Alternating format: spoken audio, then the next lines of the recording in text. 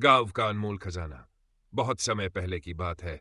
भारत के एक छोटे से गांव में राहुल नाम का एक लड़का रहता था। राहुल बहुत गरीब था, लेकिन उसका दिल सोने जैसा था। उसकी मां ने उसे सिखाया था कि दूसरों की मदद करना सबसे बड़ा धर्म है। गांव में पानी की कमी थी, स्कूल नहीं था और बहुत से लोग दो वक्त की रोटी के लिए तरसते थे। राहुल को यह देखकर बहुत दुख होता था, लेकिन वह अपनी छोटी छोटी मदद से लोगों का सहारा बनने की कोशिश करता। खजाने की खोज। एक दिन राहुल जंगल में लकड़ियां इकट्ठा करने गया। जंगल घना था और रास्ते कठिन। अचानक उसे जमीन के अंदर कुछ चमचमाता हुआ दिखाई दिया।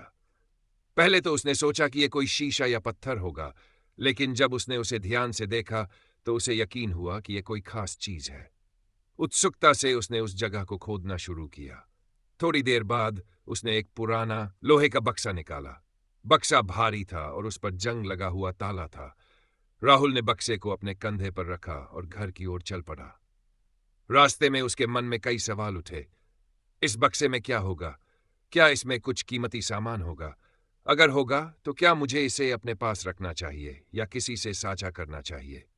बक्सा खुलने का रहस्य घर पहुंचकर राहुल ने ताला खोलने की कोशिश की। उसे अपने पड़ोसी रमेश चाचा की मदद लेनी पड़ी, जो लोहार थे। जब ताला खुला और बक्सा खुला तो उनकी आंखें चमक उठीं। बक्से में सोने के सिक्के, चांदी के आभूषण और चमचमाते हीरे थे। राहुल पहले तो बहुत खुश हुआ, लेकिन फिर वह सोच में पड़ गया। उसने सोचा, यह खजाना मेरी गरीबी तो दूर कर सकता है, लेकिन क्या इसे अपने पास रखना सही होगा? मेरे गांव के लोग भी मेरी तरह संघर्ष कर रहे हैं। अगर मैं इसे अकेले इस्तेमाल करूंगा तो क्या यह मेरी आत्मा को शांति देगा? ईमानदारी और निस्वार्थता। राहुल ने फैसला किया कि वह इस खजाने का उपयोग गांव के भले के लिए करेगा। अगले दिन उसने गांव के बुजुर्गों और सभी महत्वपूर्ण लोगों को बुलाया। उसने उन्हें खजाने के बारे में बताया और कहा, यह खजाना अकेले मेरा नहीं है। यह ईश्वर ने हमें भेजा है ताकि हम अपने गांव को बेहतर बना सके। गांव के लोग राहुल की ईमानदारी और सोच से बहुत प्रभावित हुए। सबने मिलकर तय किया खजाने का उपयोग पूरे गांव की भलाई के लिए किया जाएगा।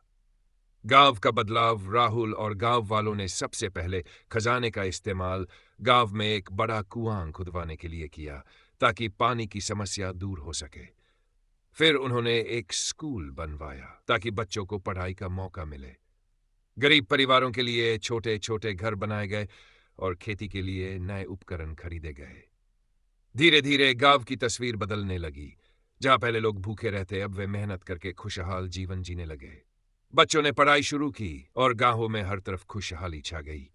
राहुल का सम्मान। गांव के लोग राहुल को बहुत सम्मान देने लगे। उन्होंने उसे गांव का नेता बना दिया। लेकिन राहुल ने यह पद सिर्फ नाम के लिए नहीं लिया। वह हर दिन यह सुनिश्चित करता कि गांव में कोई भी भूखा न सोए और सबको उनकी जरूरतें पूरी हों। राहुल की निस्वार्थता और मेहनत की कहानी दूर दूर तक फैल गई। आसपास के गांवों में लोग उसकी प्रशंसा करने लगे। शिक्षा। इस कहानी से हमें यह सीख मिलती है कि खजाना दौलत नहीं, बल्कि दूसरों के साथ बांटी गई खुशियां और उनकी मदद करना है। जब हम दूसरों के लिए कुछ अच्छा करते हैं तो हमें असली सुख और शांति मिलती है।